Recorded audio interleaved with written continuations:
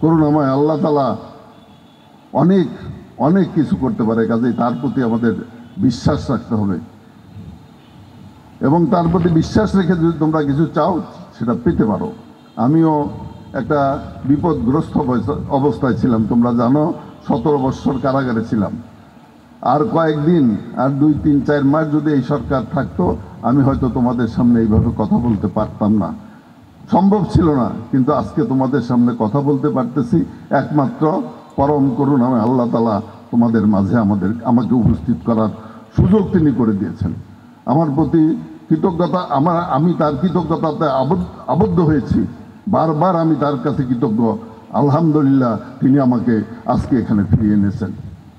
কাজেই পরম করুণাময় আল্লাহ তাআলার প্রতি অগাধ বিশ্বাস রেখে তোমরা যদি তোমাদের কাজ, তোমাদের লেখাপড়াকে চালিয়ে যাও, তোমরা যদি তোমাদের অবস্থানকে পরিবর্তন করার চেষ্টা করো, তাহলে অবশ্যই তোমরা সেই জিনিসটা পাবে এবং সেইভাবে তোমাদের কাজ করতে হবে।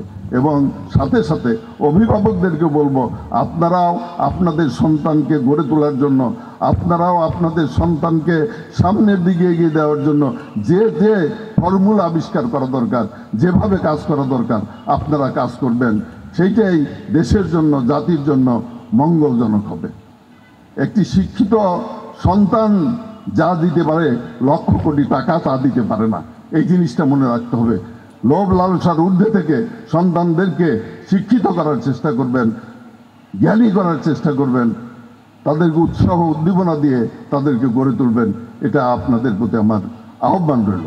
আমি সকলকে আজকের এই ক্ষণে উপস্থিত হয়ে সুশৃঙ্খলভাবে একটি সুন্দর অনুষ্ঠান উপস্থাপন করার জন্য সকলকে আবারও আন্তরিকভাবে ধন্যবাদ জানিয়ে কৃতজ্ঞতা প্রকাশ করে আমি আমার কথা শেষ করছি।